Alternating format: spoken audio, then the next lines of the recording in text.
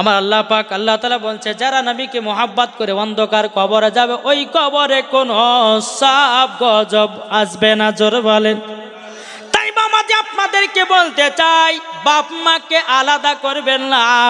আমার আল্লাহ পাক আল্লাহ তাআলা বলছে হে বান্দা বান্দিরা তোমরা নামাজ রোজা হজ যাকাত সব কিছু করলা, তোমার মায়ের সেবা করলে না। আমার আল্লাহ বলতেছে তোমার নামাজও বেকার, রোজাও বেকার, হজও বেকার, যাকাতও বেকার। আল্লাহ বলছে তোমার বাপ মাকে মোহাব্বত করো, নামাজ রোজা আল্লাহর দরবারে কবুল হয়ে যাবে। এখনকার কিছু যুবক ছেলেরা কিছু যুবক মেয়েরা বাবা এমন ভাবে স্টাইল করে বেড়াতেছে, কিছু কিছু মহিলারা বাবা মাথার চুলকে বাবা কাটতেছে। ওই মায়েদেরকে বলবো মা গো জীবনে যদি জান্নাত পেতে চান মাথার চুল কাটিও না, তোমার জন্য মাথার চুল কাটা হলো পাকা গলগলা হারাম। এখনকার মহিলারা শুরু ভেব করছে না, করছে না গো।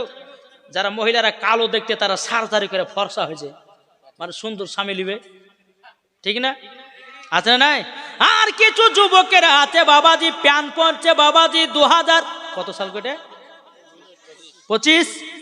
2025 সালের বাবা ডিজাইন উঠেছে। কি ডিজাইন জানে? এদিন কিছুদিন আগে বলছে আব্বা গো আমরা মেলা বেড়াতে যাবো। মেলা বেড়াতে মেলা যাবে না তো বলছে যে আব্বার কাছে কি করে জামা প্যান্ট নিব, কি করে বুদ্ধি খাটে। বলে আব্বা গো আমি আজ থেকে 5 ওয়াক্ত নামাজ পড়বো, আব্বা আমাকে একটু পাঞ্জাবি কিনতে হবে, একটু জামা কিনতে হবে, লেও 3000 টাকা দেও। গরিব বাপ 3000 টাকা কষ্ট মষ্ট করে বেটাকে দে, যা নামাজ পড়বি বলছিস তো পাঞ্জাবিটা কিনে লে যা।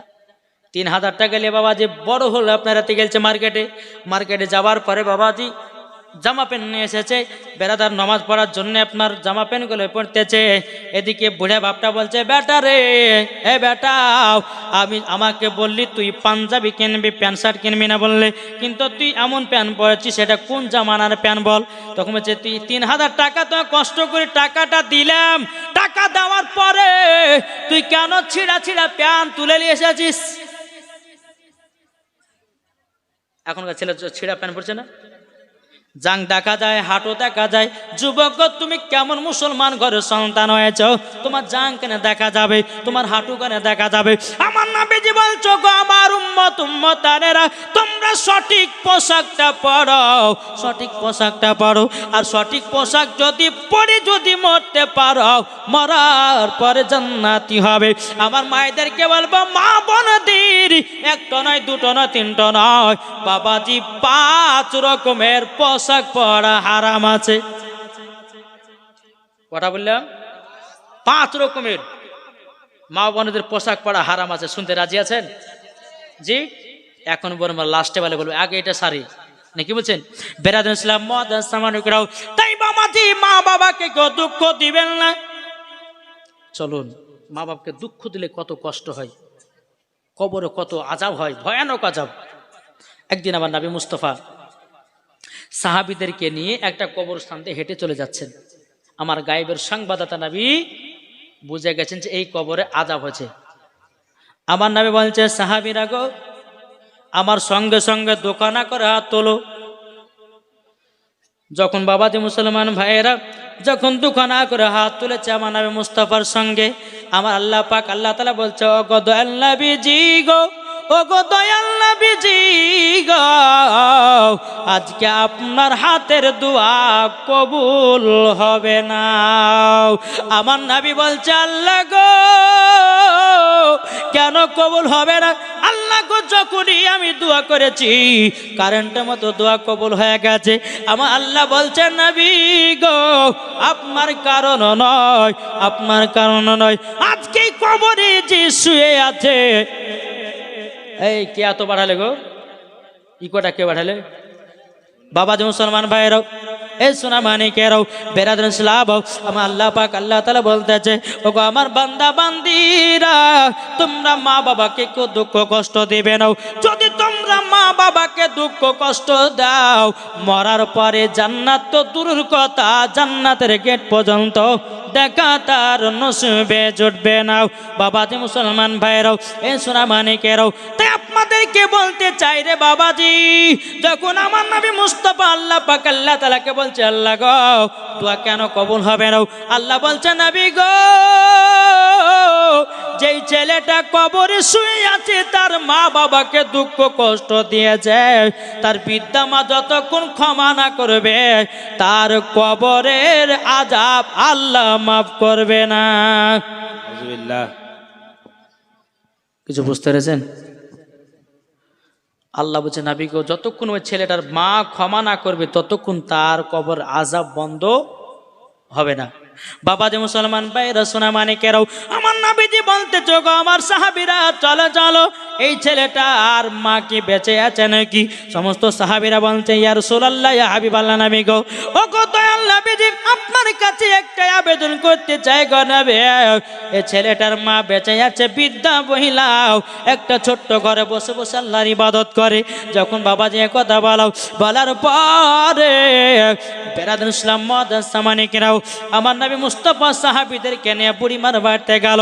বুড়িমার বাড়িতে যাওয়ার পরে বুড়িমা সালাম দিয়েছে, লাব্বাইক ইয়া রাসূলুল্লাহ, লাব্বাইক ইয়া হাবিবাল্লাহ। বুড়িমা বলছেন, নবী গো ও গো দয়াল নবীজি, ও গো দয়াল নবীজি আপনার কাছে একটা আবেদন করতে চাই। ও গো নবীজি আপনি আমার বাড়িতে হঠাৎ করে কেন? আমার নবী বলছে, বুড়িমা গো তোমার একটা বেটা 1 থেকে 1.5 বছর আগে মারা গেছে। কত? 1.5 বছর আগে মারা গেছে। ওগো বুড়িমা তোমার সন্তানের কবরও এখনো আযাব চলতে আছে। কে বলছে? আমার নবীজি বলছেন ওই বুড়িমাকে। বুড়িমা চোখের পানি ঝরে বলছে, নবী গো ও গো দয়াল নবীজি আপনার কাছে একটা আবেদন করতে চাই। ও গো রাহমাতাল লিল আলামিন, নবী গো ওই বাচ্চাটাকে আমার গর্ভে যখন আমি দুনিয়া গর্ভেতে রেখেছিলাম, কিন্তু নবী গো রাত্রির বেলাতে যখন আমি বেটাকে নিয়ে ঘুমাতাম, ও গো দয়াল নবীজি বেটাতে যখন আমাকে লাথি মেরে দিত, ও গো দয়াল নবীজি আমি মা জননী কত কষ্ট সহ্য করে থাকতাম, তবুও বেটার প্রতি রাগান্বিত হতাম না। ও গো দয়াল নবীজি বাচ্চাটাকে যখন মাঘ মাসে আমি যখন দুনিয়াতে জন্ম দিলাম, ও গো দয়াল নবীজি বাচ্চাটাকে নিয়ে যখন আমি ঘুমাই আমার বেটা ডান দিকে পেশাব করে দিল, আমার বেটাকে ভিজাতে রাখলাম না, সর্দি জল লেগে যাবে। ও গো নবীজি বাম দিকে শোয়ালাম, বাম দিকে যখন পেশাব করে দিল, ও গো দয়াল নবীজি গো বাম দিকে যখন পেশাব করে দিল, ও গো নবীজি আমার জায়গাতে আমার বাচ্চাকে শোয়ালাম, আমার জায়গাতে বেটা যখন পেশাব করে দিল, নবী গো আমি মা জননী আমি ভিজা জায়গাতে সারা রাত্রি পার করলাম, কিন্তু নবী গো বেটার জায়গা দিয়েছি বুকের উপরে। ও গো দয়াল নবীজি বেটাকে কষ্ট দিই নাই।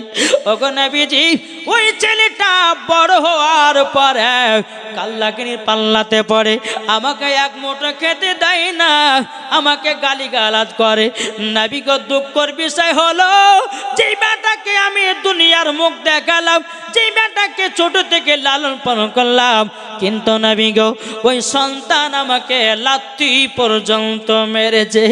ও গো নবীজি এই সন্তানের জন্য আমি রাগান্বিত আছি, আমার সন্তানকে আমি ক্ষমা করতে পারবো না। আমার নবী মুস্তাফা চোখের পানি ফেলা বলছো, গো বুড়িমা তোমার সন্তানকে দিল থেকে মাফ করে দাও। বাবাজি মুসলমান ভাইরাও, বুড়িমা বলতেছি বলে নাও আমার বেটাকে মাফ করব না। আমার নবী বলছো, গো বুড়িমা সন্তানের জন্য কখনো বদদুয়া করো না। কোনো মা যদি সন্তানের জন্য বদদুয়া করে দেয়, কোনো মা যদি সন্তানের জন্য এক ফোঁটা জল ফেলাইয়া দেয়, তার নামাজ রোজা সব কিছুই বেকার। কিছু বুঝতে পারছেন? জি, এখনকার মায়েদের সেবা নাই।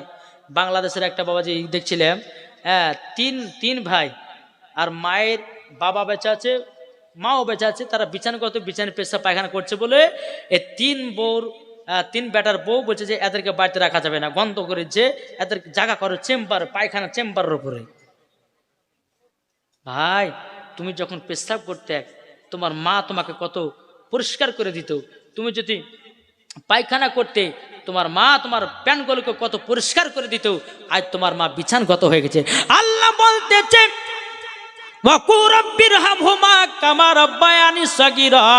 আমার আল্লাহ পাক আল্লাহ তাআলা বলতেছে তোমার বাপ মা যেরকম লালন পালন করবে তোমরাও তোমাদের বাপ মার লালন পালন করো, মরার পরে জান্নাতি হবে। একবার দু বন্ধু মাইক মার্কা ডাকেন তো, আল্লাহুম্মা সাল্লি আলা সাইয়্যিদিনা মুহাম্মাদ ওয়া আলা আলিহি মাওলানা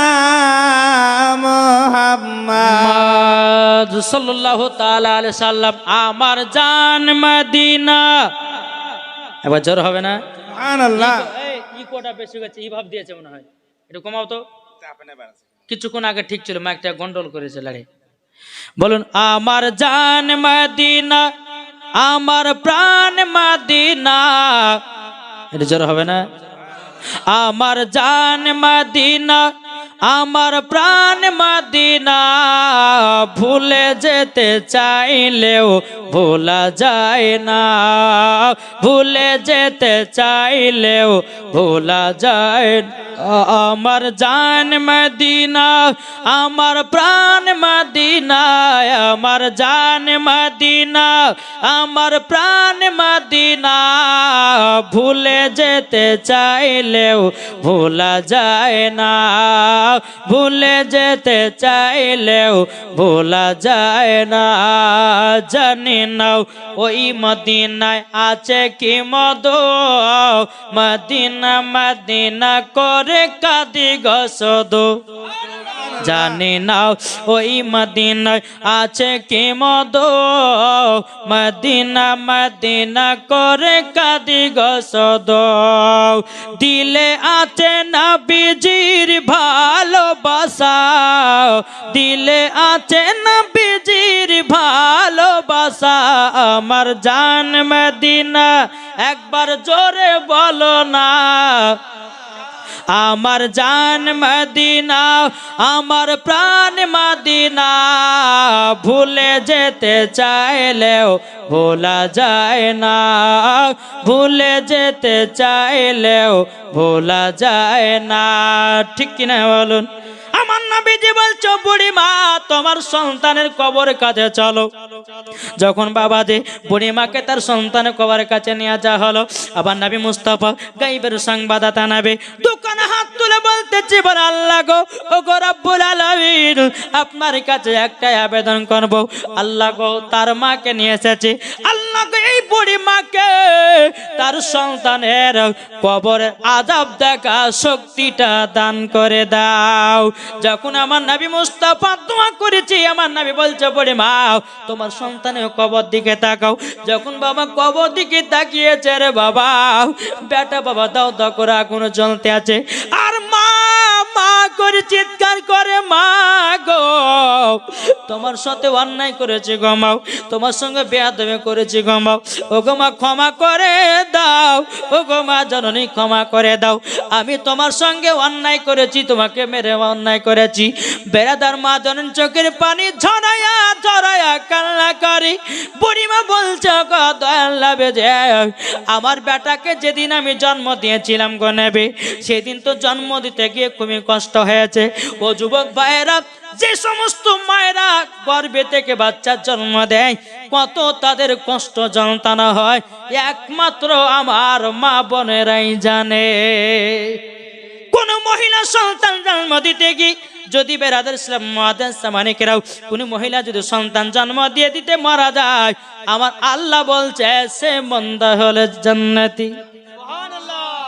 বাবা মুসলমান ভাইরাও এই সোনা মানিকেরাও যখন বাবা এই কথা বলে পড়ে বলছে নবী গো সেই দিন তো একটা কষ্ট হয়েছে গো নবী, কিন্তু নবী গো আজকে আমি কবর আযাব দেখার পরে বেটার মা ডাকতে শুনে নবী গো ওগো নবীজি বেটার মুখে মা ডাকটা শুনে আমি পাগলানি হয়ে গেছি, আমি সব দুঃখ কষ্ট ভুলে গেছি। ওগো আমার দয়াল নবীজি গো, আমার বেটাকে দিল থেকে মাফ করে দিলাম। যখনই বলেছি মাফ করে দিলাম, আমার আল্লাহ পাক আল্লাহ তাআলা তার বেটার কবরের আযাব বন্ধ হয়ে গেছে।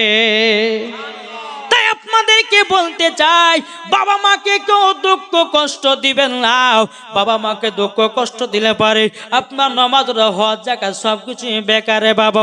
আর বাপ মাকে যারা মোহাব্বত করেছ বেরাদর ইসলাম মুআদ্দিন সামানে কেরাম, মরার পরে জান্নাতি হয়ে গেছে। জোরে বলুন না সুবহানাল্লাহ। বাবা একজন কসাই মায়ের সেবা করে বাবাজি জান্নাতি হয়ে গেছে। একজন কসাই মাকে মোহাব্বত করে জান্নাতি হয়েছে। আমরা কি জান্নাতি হতে পারি না?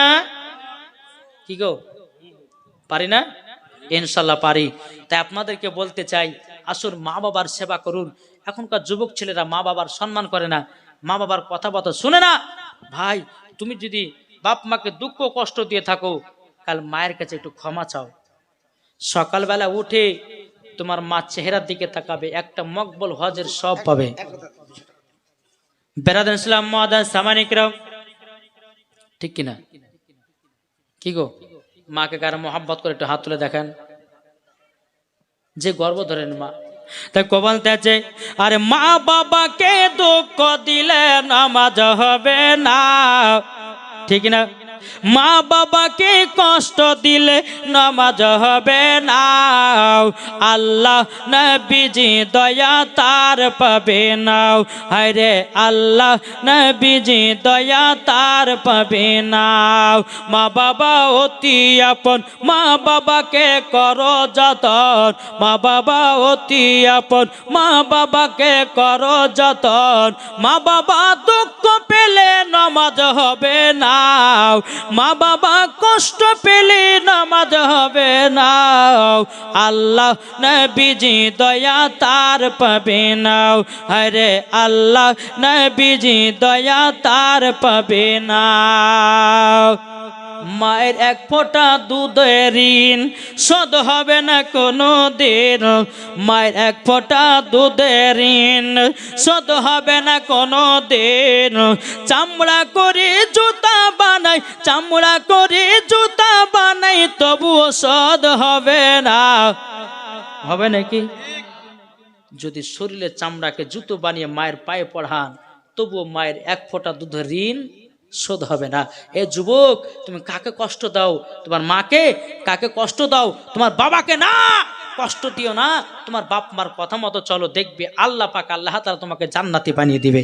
জি, একবার জোরে বলো সুবহানাল্লাহ, একবার দূরে পড়ো না আল্লাহুম্মা সাল্লি আলা সাইয়্যিদিনা মাওলানা মুহাম্মদ ওয়ালা আলি সাইয়্যিদিনা মাওলানা মুহাম্মদ। কে যাও ভাই নবীজির কাছে। এটা জোর হবে না? আচ্ছা, নাত বলে কি কষ্ট হয়েছে? যাদের দিলে নবীর মোহাব্বত ভরা তারাই তো নাতের পাগলা, আছে কিনা? তাই বলতে আছে, কে যাও ভাই নবীজির কাছে, এই পাগলের আরজি আছে, আমার সালাম পৌঁছে দিও। এ গরিবের কি বা করার আছে মওলা গো, এ গরিবের কি বা করার আছে। কে যাও ভাই নবীজির কাছে, এই পাগলের আরজি আছে, আমার সালাম পৌঁছে দিও। এ গরিবের কি বা করার আছে মওলা গো, এ গরিবের কি বা করার আছে। টাকা করি নাই আমার, আমার শখ জেগেছে মদিনা যাওয়ার মনের দোয়া কবুল করো এ গরিবের কি বা করার আছে মাওলা গো এ গরিবের কি বা করার আছে জোর করো